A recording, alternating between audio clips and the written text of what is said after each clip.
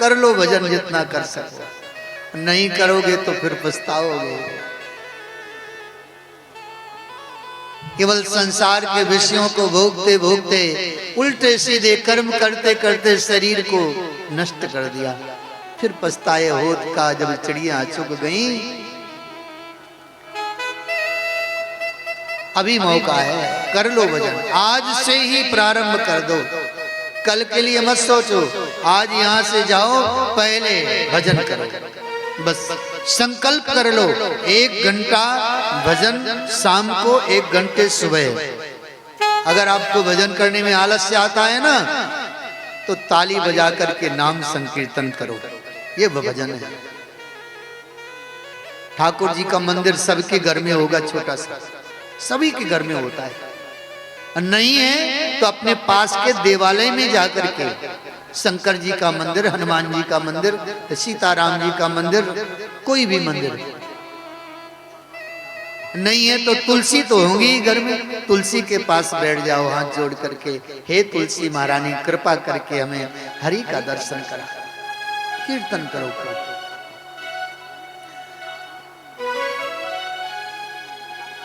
छोटी रानी ने ध्रुव का अपमान कर दिया।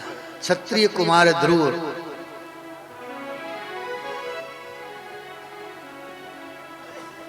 दुखी हो गए। एक दिन महाराज उत्तानपाद छोटे बालक उत्तम को गोद में लेके सिंहासन में बैठे थे। ध्रुव जी की इच्छा हुई मैं भी अपने पिता के गोद में बैठूं।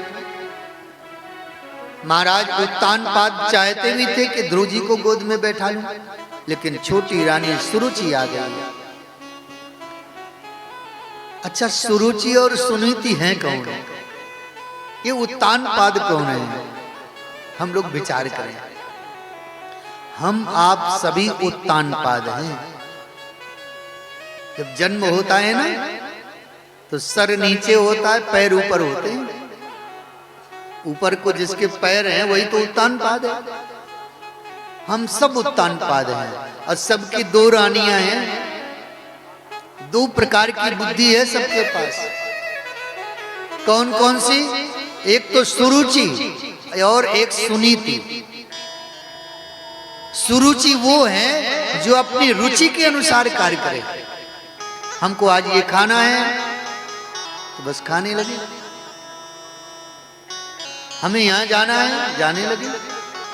ये अपनी इच्छा के अनुसार जो बुद्धि काम करती है वो सुरुचि है।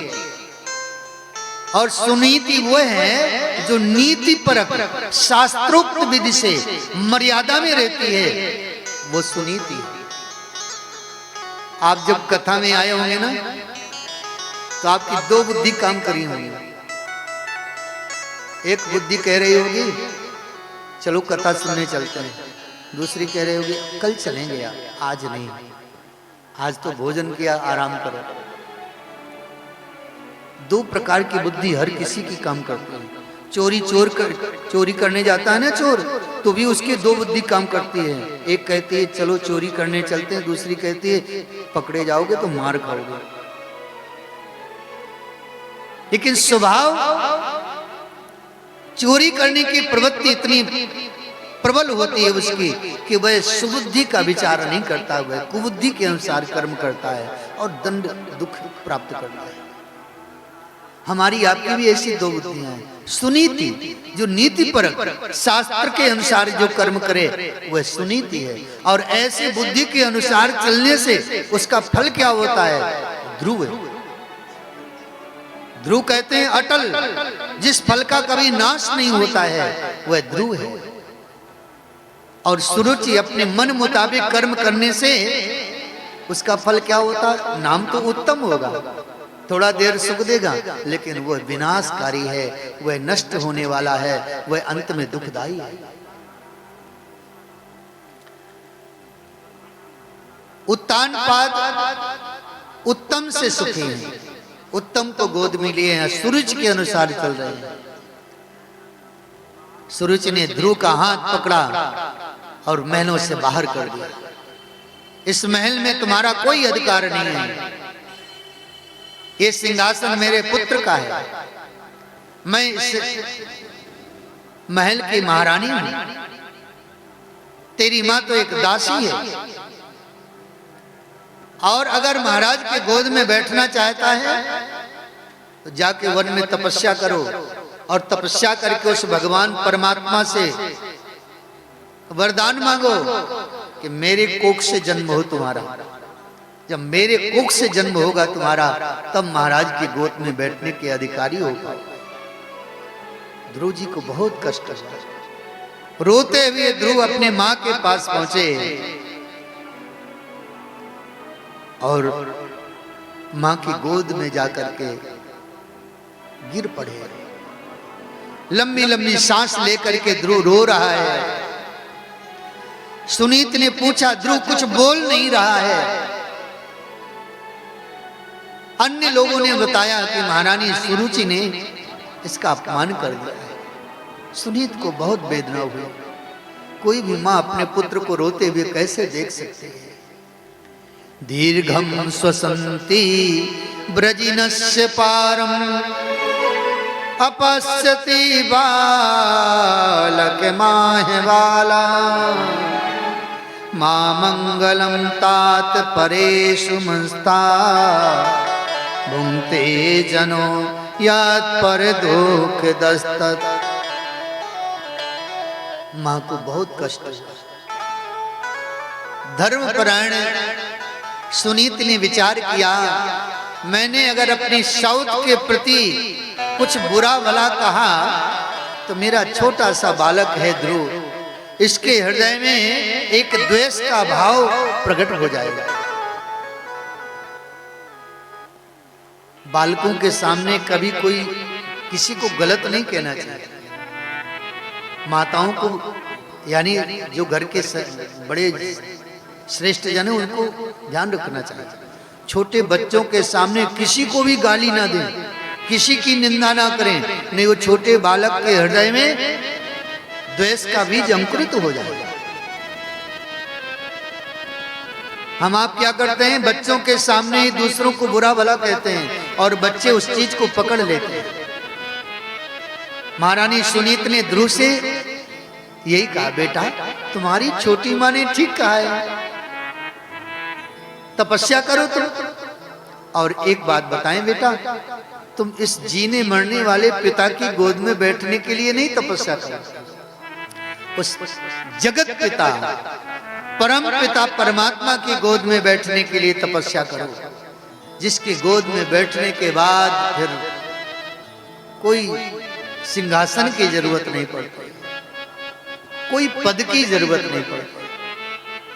ध्रुव जी को मां सुनीत ने ज्ञान दिया। धन्य है वो मां जो अपने बालक को, अपने पुत्र को परमात्मा की भक्ति की ओर प्रेरित करती है। श्री रामचरितमानस में एक प्रसंग आता है। देखो, रामचरितमानस का उदाहरण इसलिए देते हैं क्योंकि वो आप सब लोग पढ़ते हैं, आप लोग सभी लोग उसको जानते हैं। रामचरितमानस में जब श्री राम जी को वनवास जाना था तो लक्ष्मण जी भी व्याकुल हो गए। प्रभु से बोले, प्रभु हमें भी साथ में चलना है। राम जी ने बहुत समझाया लेकिन नहीं माने लक्ष्मण। लक्ष्मण से कहा, जाओ अपनी माँ से पूछ करके आओ, सुमित्रा जी से। सुमित्रा जी के पास लक्ष्मण जी गए, बोले माँ मेरे प्रभु राम बन जा रहे हैं, मुझे क्या आज्ञा है। सुमित्रा जी ने कहा, बेटा तू बड़ा भाग्यशाली है। लक्ष्मण तुमरे ही काज राम बन जाही, दूसर हेतु तात कछु नाही। लक्ष्मण तुम्हारे ही कारण राम बन जा रहे, तुम्हें सेवा का अवसर प्राप्त हो जाएगा। अयोध्या में तो कहीं भरत जी सेवा कर लेते हैं, कहीं शत्रुघ्न लाल सेवा कर लेते हैं, कहीं कोई सेवा कर लेता है। अब वन में पूरी सेवा आपको प्राप्त होगी लक्ष्मण, जाओ। और मैं आज धन्य हो गई लक्ष्मण। क्यों? सुमित्रा जी ने बहुत अच्छी बात कही।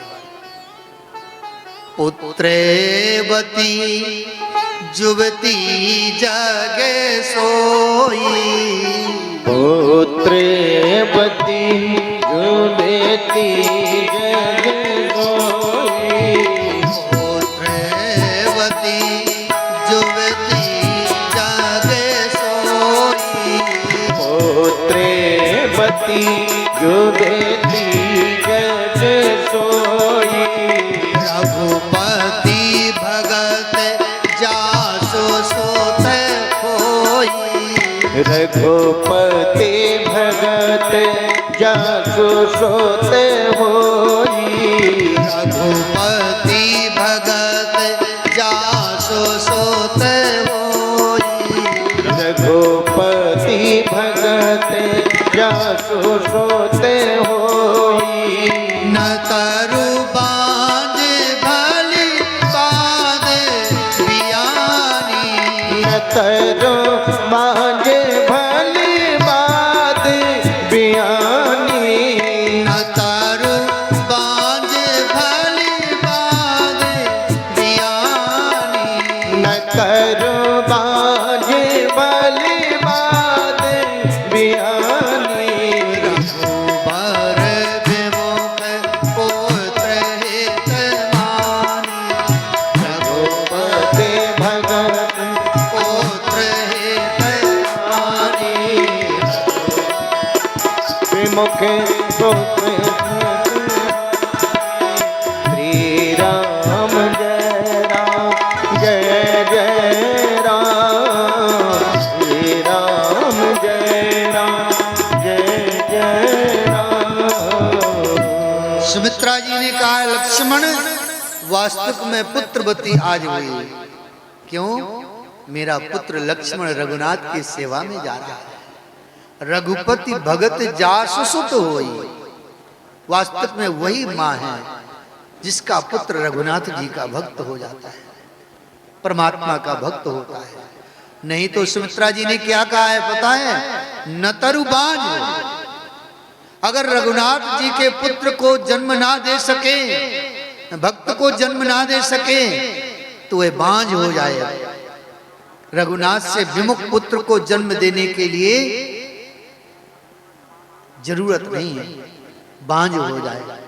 अगर वो जन्म देती है तो उसके लिए कौन सा शब्द कहा है सुमित्रा जी ने?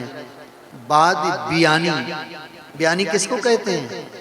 हमारे यहाँ जब कोई पशु जन्म बच्चे को जन्मता है ना, उसको कहते हैं हमारी भैंस बियानी है, हमारी गाय बियानी, यही कहते हैं ना।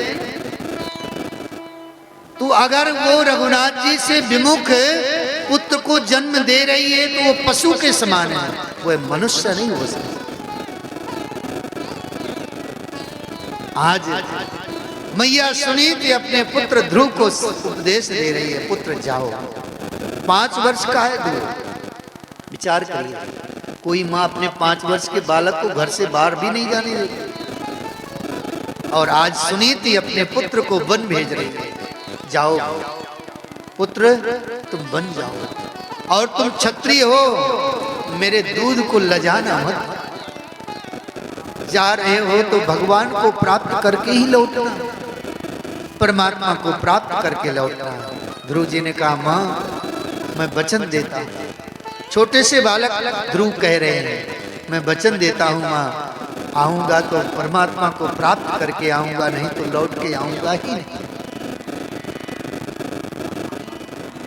ध्रुव जी चल पड़े। ध्रुव जी को पता नहीं है कि किधर जाना है, हमें कौन से वन में जाना है। परमात्मा के प्राप्ति की तड़पन ध्रुव जी के हृदय में। गोविंद कैसे मिले, कैसे गोविंद मिले, परमात्मा का दर्शन कैसे प्राप्त होगा। ध्रुव जी तड़पते हुए चले जा रहे हैं, और जितनी तड़पन आपके हृदय में होगी, आपको गुरु रूप में परमात्मा ही मिल जाएंगे। गुरु कोई दूसरे नहीं होते हैं, साक्षात परमात्मा ही गुरु बन करके आपके भाव के अनुकूल प्रकट होते हैं। इसलिए कहा गया है, गुरु ब्रह्मा गुरु विष्णु गुरु देवो महेश्वर। गुरु साक्षात परब्रह्म, वो परमात्मा ही, वो नारायण ही गुरु बन करके आपके समक्ष आ जाते हैं और आपको मार्ग बता देते हैं, बेटा तुम इस मंत्र का जप करते हुए तुम भगवत प्राप्ति करो। नारद जी आ गए ध्रुव जी के सामने से, और जैसे नारद जी को देखा ध्रुव जी ने चरणों में लौट गए। संत का दर्शन परमात्मा के दर्शन का प्रथम सोपान है। परमात्मा का दर्शन करना है ना, तो संत दर्शन प्रिय लगने लगे, संत भा जाए, संत प्यारे लगने लगे, संत के प्रति आसक्ति हो जाए, संत के वचन पर विश्वास हो जाए, संत जो आज्ञा करे उसको हम सहर्ष मान ले, निश्चित परमात्मा मिल जाएगा। नारद जी ने कहा, कहां जा रहे हो बालक? ध्रुव जी ने कहा, मैं जा रहा हूं तपस्या करने, मेरी मां ने कहा है। मां चाहे तो पुत्र को परमात्मा महात्मा बना दे, और मां चाहे तो पुत्र को दुरात्मा बना दे। मां के हाथ में। मां चाहे तो पुत्र को भगवान बना दे, जगत पूज्य हो जाएगा वह, और मां चाहे तो अपने पुत्र को ऐसा राक्षस बना दे, संस्कार अच्छे नहीं दे तो वह राक्षस प्रवृत्ति में आ जाएगा। मां का बहुत बड़ा रोल होता है महाराज बालक और बालिका के जीवन में। मां को बहुत सावधान रहना पड़ता है, इसलिए माताओं को कहा गया है तपस्या की मूर्तिमान। तपस्या है करते हैं, जन्म से लेकर के मरण तक माताएं तपस्या करती रहती हैं। ये केवल दूसरों के लिए जीती हैं, इनका अपना सुख नहीं होता है।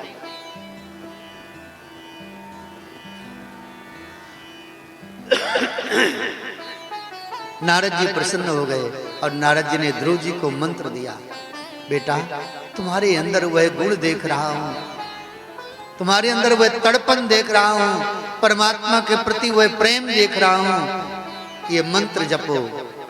मंत्र कौन सा दिया? द्वादशाक्षर मंत्र। हम आप भी जपेंगे। ओम नमो भगवते वासुदेवा, ओम नमो भगवते वासुदेवा, ओम नमो भगवते वासुदेवा, ओम नमो भगवते वासुदेवा, ओम नमो भगवते वासुदेवा, ओम नमो भगवते वासुदेवाय, ओम नमो भगवते वासुदेवा, ओम नमो भगवते वासुदेवाय, ओम नमो भगवते वासुदेवा, ओम नमो भगवते वासुदेवाय, ओम नमो भगवते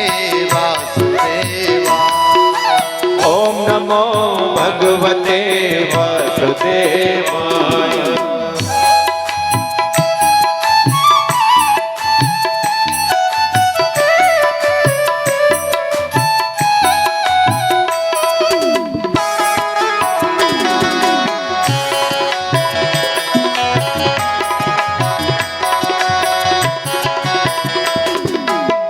वासुदेवाय मेरो राम राम, वासुदेवाय मेरो राधा वल्लभा, वासुदेवाय मेरो माधवाया, वासुदेवाय मेरो माधवारा, वासुदेवाय मेरो वासुदेवा, वासुदेवाय मेरो वासुदेवाय। ओम नमो भगवते वासुदेवा, ओम नमो भगवते वासुदेवाय,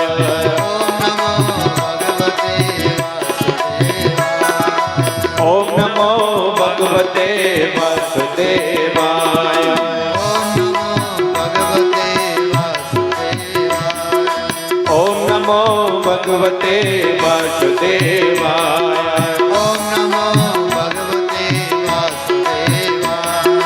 ओम नमो भगवते वासुदेवाय। ध्रुव जी ने मंत्र प्राप्त कर लिया और नारद जी ने कहा कि तुम मधुबन में जाओ। मधुबन कहाँ है? मथुरा के पास में।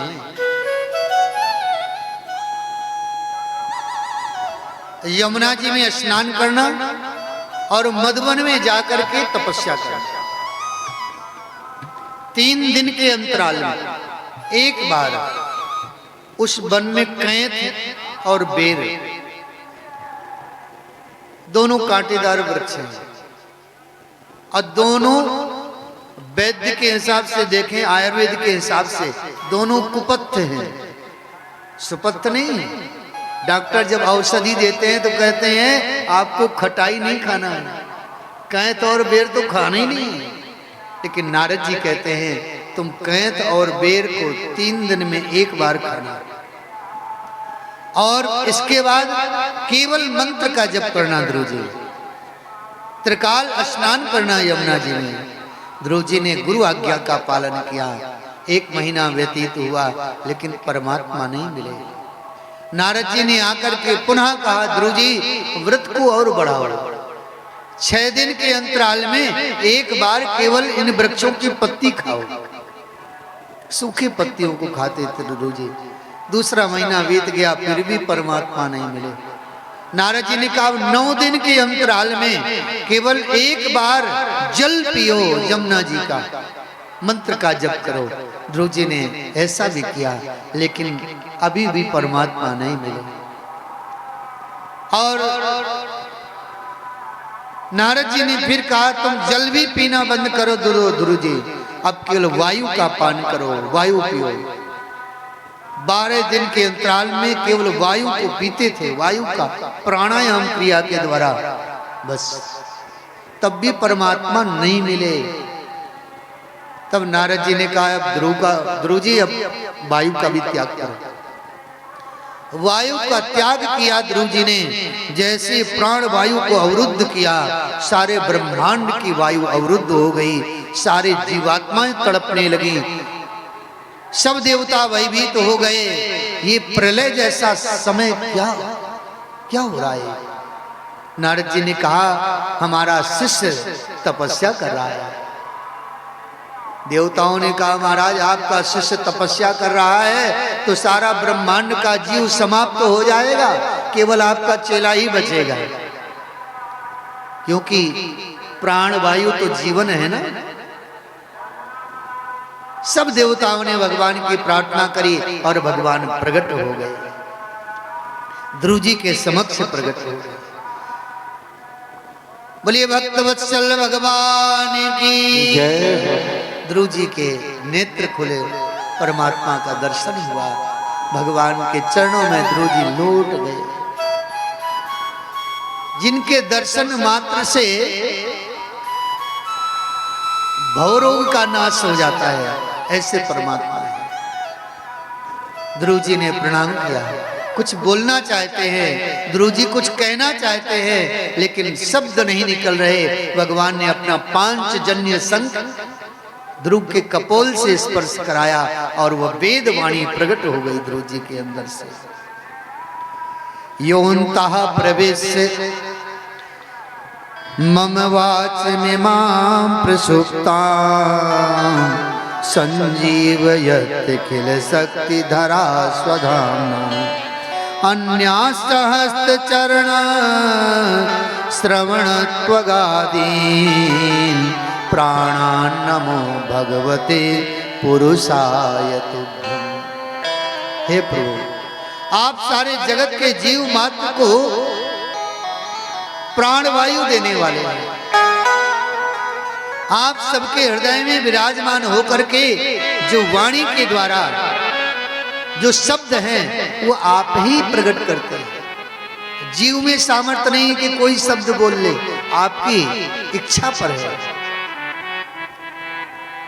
सारे जगत के जीव मात्र के आप जीवन है। आपके दर्शन मात्र से मुझे तो ऐसा लगता है प्रभु कि समस्त पुरुषार्थ मुझे प्राप्त हो गए। भगवान ने कहा ध्रुव जी अब तुम एक काम करो, कुछ मांग लो।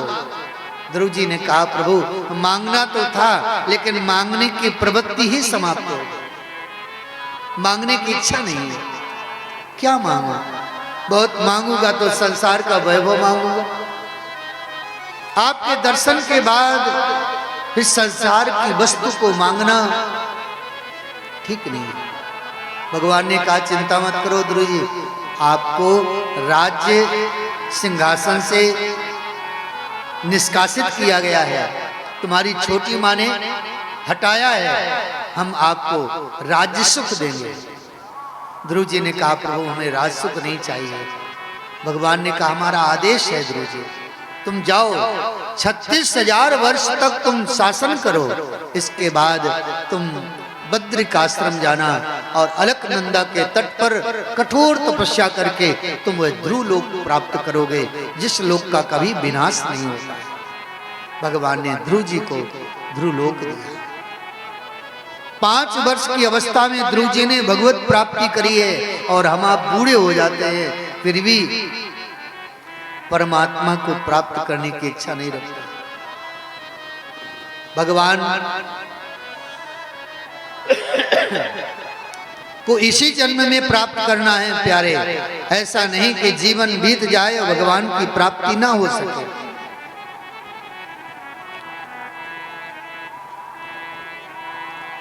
लगन हरि से लगा बैठे, लगन प्रभु से लगा बैठे, जो होगा देखा जाएगा। लगन हरि से लगा बैठे, जो होगा देखा जाएगा। लगन प्रभु से लगा बैठे, जो होगा देखा जाएगा। लगन प्रभु से लगा बैठे, जो होगा देखा जाएगा।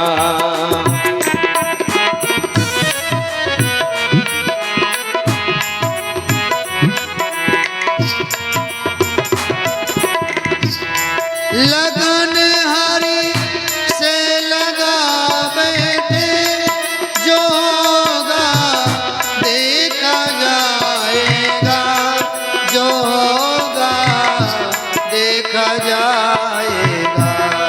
लगन प्रभु से लगा बैठे, जो होगा देखा जाएगा, जो होगा देखा जाएगा।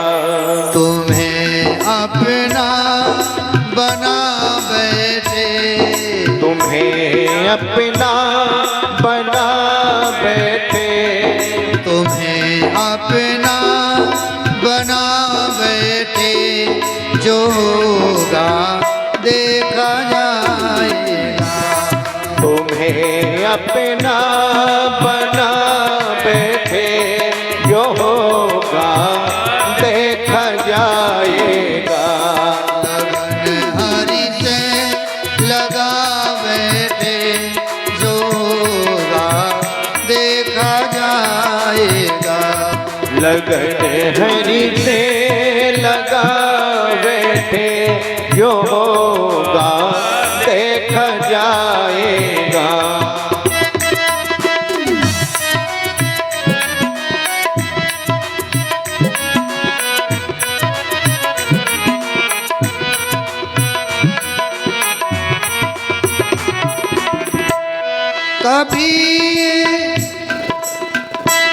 कभी हम आप संसार से बड़े भयभीत रहते, लेकिन जब से प्रभु शरण में आए भय समाप्त हो गया। कभी दुनिया से डरते थे तो चुप चुप याद करते थे, तो चुप चुप याद करते थे। कभी दुनिया चुप याद करते थे, तो चुप चुप याद करते थे। लो अब पर्दा हटा बैठे, लो अब पर्दा हटा बैठे, लो अब पर्दा हटा बैठे, जो होगा देखा जाए। लो अब पर्दा हटा बैठे, जो होगा देखा जाएगा। हरि से लगा बैठे, जो होगा देखा जाएगा। लगन हरि से लगा बैठे, जो होगा देखा जाएगा।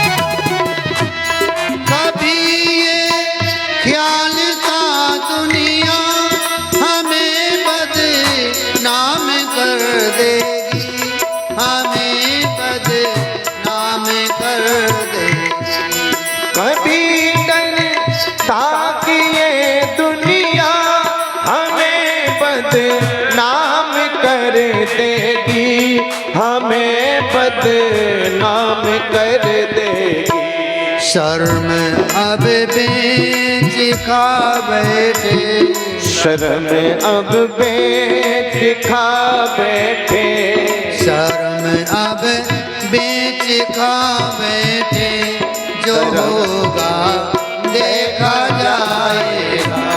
शर्म अब बेच खा बैठे, जो होगा देखा जाएगा। लगन हरि से लगा बैठे, जो होगा देखा जाएगा। लगन हरि से लगा बैठे, जो होगा देखा जाएगा।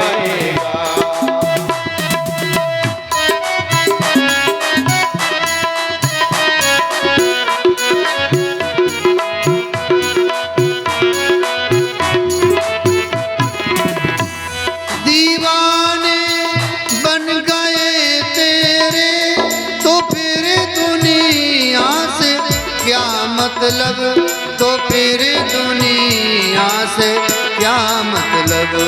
दीवाने बन गए तेरे, तो फिर दुनिया से क्या मतलब, तो फिर दुनिया से क्या मतलब। लो अब जीवन लुटा बैठे, लो अब जीवन लुटा बैठे, लो अब जीवन लुटा बैठे, जो होगा देखा जाएगा। लो अब जीवन लुटा बैठे, जो होगा देखा जाएगा।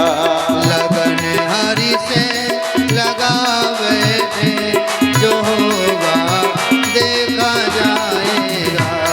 लगन हरि से लगा बैठे, जो होगा देखा जाएगा। तुम्हें अपना बना बैठे, जो होगा देखा जाएगा। तुम्हें अपना बना बैठे, जो होगा देखा जाएगा।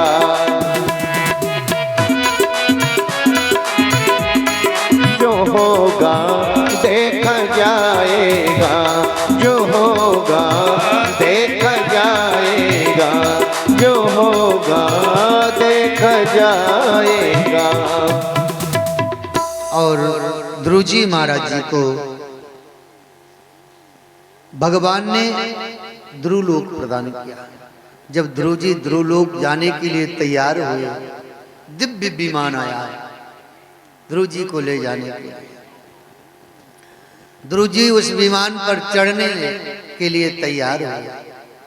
वो दिव्य विमान है, इस पृथ्वी में तो आता नहीं है, पृथ्वी से ऊपर है। मृत्यु आई, काल जिसे कहते हैं, ध्रुव जी के सामने और ध्रुव जी से निवेदन किया, महाराज ये मृत्यु लोक है, बिना मुझे स्पर्श किए आप जा नहीं सकते यहां से। ध्रुव जी ने कहा हम तुम्हारा स्पर्श नहीं करेंगे।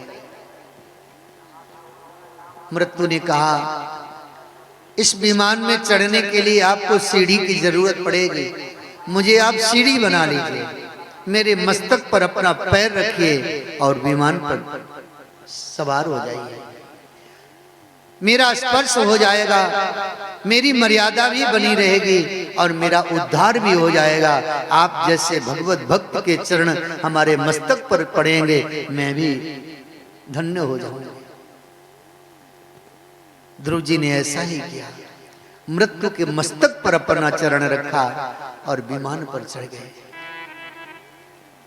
जब वह विमान चलने को हुआ, ध्रुव जी ने अपने विमान के पार्षदों को रोका, रुको। पार्षदों ने कहा महाराज क्या बात है? ध्रुव जी ने कहा मेरी मां नहीं आई अभी। जिस मां की कृपा से, जिस मां के संस्कार से मुझे वह पद मिल रहा है, वह मां तो मेरी रही गई। भगवान के पार्षदों ने कहा ध्रुव जी तुम्हारी मां का विमान देखो आगे आगे चल रहा है। जिस पुत्र ने भगवान की आराधना की, भगवत भक्ति की है, उस भक्त की मां को तो पहले ही उस परम धाम को पहुंचाया जाता है।